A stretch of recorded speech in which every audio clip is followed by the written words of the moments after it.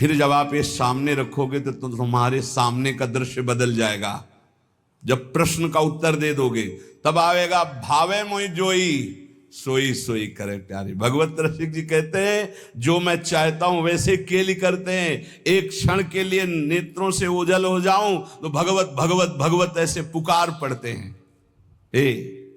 चूको मत, समर्पण नहीं करोगे तो छीन लेगा काल, काल छीन लेगा।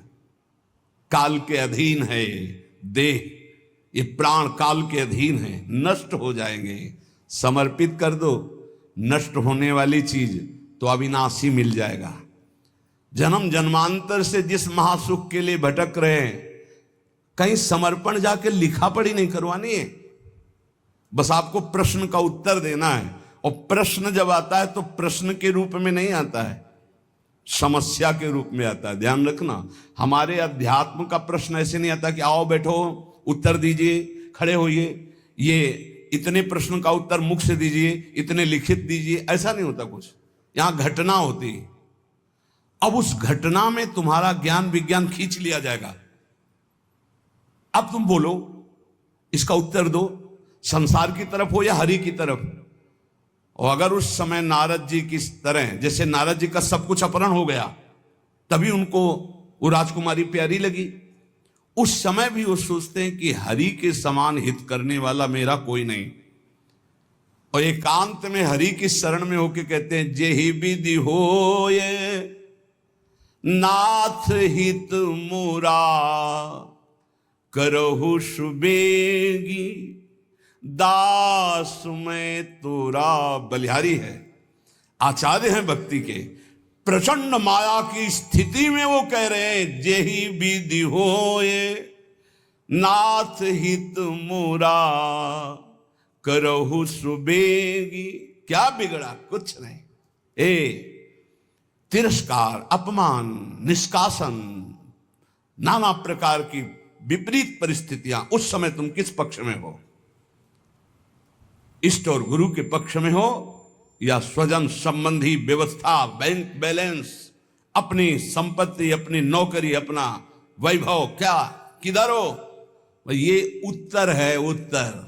और एक सेकंड में कॉपी जांच ली जाती है।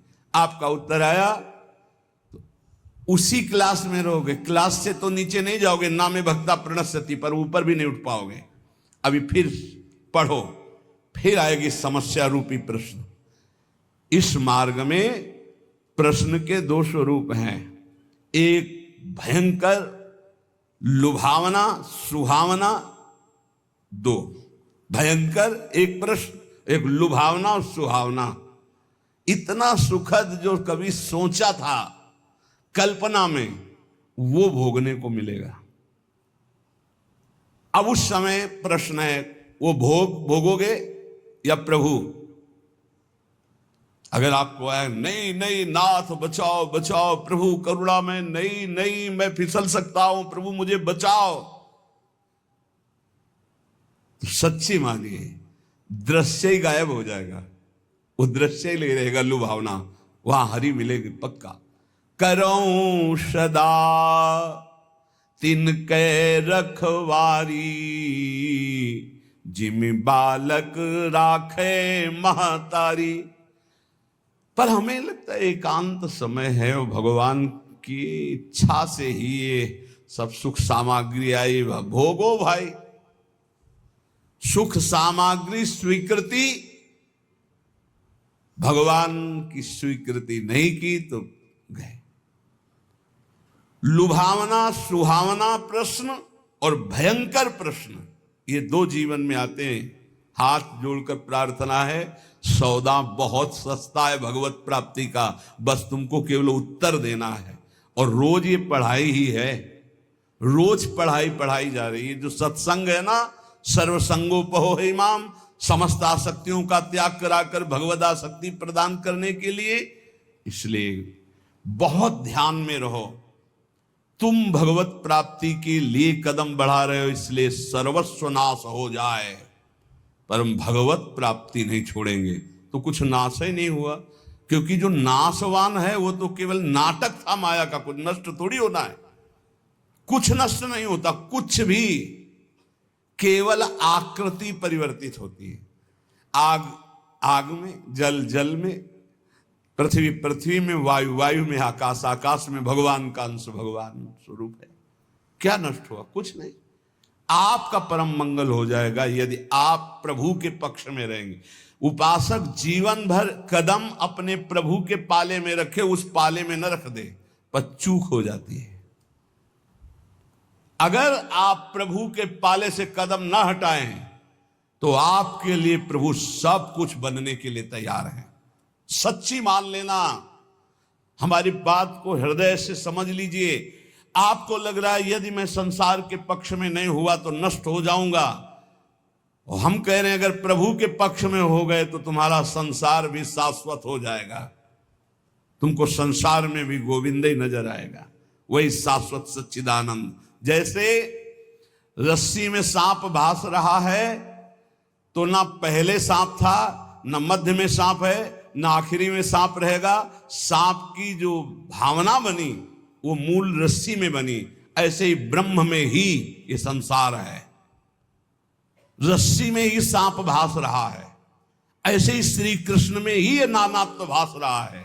मत्ता परतरम नान्यत किंचित अस्ति धनंजय, मेरे सिवा हे अर्जुन कुछ नहीं है, ना पहले कुछ था, ना अब कुछ है, ना आगे कुछ है। तो पाला में पैर रख श्री कृष्ण के, मैं आपके पक्ष में हूं, ये बिल्कुल सत्य समझ लीजिए।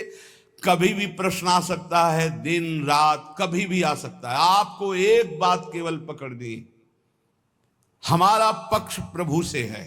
सब कुछ नष्ट हो जाए, प्रभु को नहीं छोड़ सकते। हम कैसे भी हैं, कुछ नष्ट नहीं होगा, स्वयं प्रभु ही सब कुछ बने हैं, पक्का विश्वास। हमारी चूक हो जाती है, भगवान को छोड़कर और मायाकृत वस्तु व्यक्ति स्थान का आश्रय ले लेते हैं, बहुत दूर हो जाते हैं इष्ट और गुरु से। प्यारी जू और प्यारे जू परस्पर एक ही तत्व है। आचार्य चरण इस पद की रचना करके एक रुचि, एक दृष्टि, एक प्राण, एक स्वभाव वाले युगल किशोर की आंतरिक भावना का वर्णन कर रहे हैं, और हमारे भाव में शरणागति के सिद्धांत की चरम सीमा, सिद्धांत का भी वर्णन, चरम सीमा, जो अंदर भाव दिए अभी जिसकी चर्चा हुई, और प्रेम का। हमारे प्यारे जू बोले, प्रीतम किशोरी गोरी रसिक रंगीली जोरी, प्रेम ही के रंग बोरी, शोभा कही जात है। प्यारी जू और प्यारे जू कहने को केवल दो हैं, ये एक ही है। इनकी ऐसी शोभा है कि ध्रुवदास जी कहते हैं कि हमारी वाणी की सामर्थ्य नहीं कि मैं इनकी शोभा का वर्णन कर सकूं। युगल सरकार ऐसे अतुलनीय आनंददाता, ऐसा अद्भुत असीम सौंदर्य, कह रहे प्रेम के ही रंग में डूबी हुई ये जुगल सरकार की प्रीतम और गोरी किशोरी की जोरी, वाणी की सामर्थ्य नहीं कि मैं इनकी शोभा, इनकी महिमा, इनके प्रेम का वर्णन कर सकूं।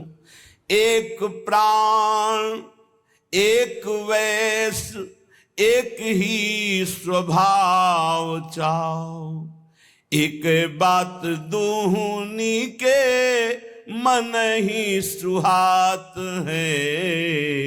एक कुंज, एक सेज, एक पट ओढ़े बैठे, एक एक बीरी दो खंडी खंडी खात हैं। एक रस एक प्राण, एक दृष्टि हित ध्रुव, हेरी हेरी बढ़े चौप, क्यों ना आघात है। प्रीतम किशोरी गोरी, ये रसिक रंगीली जोरी, प्रेम ही के रंग बोरी, शोभा कही जात है।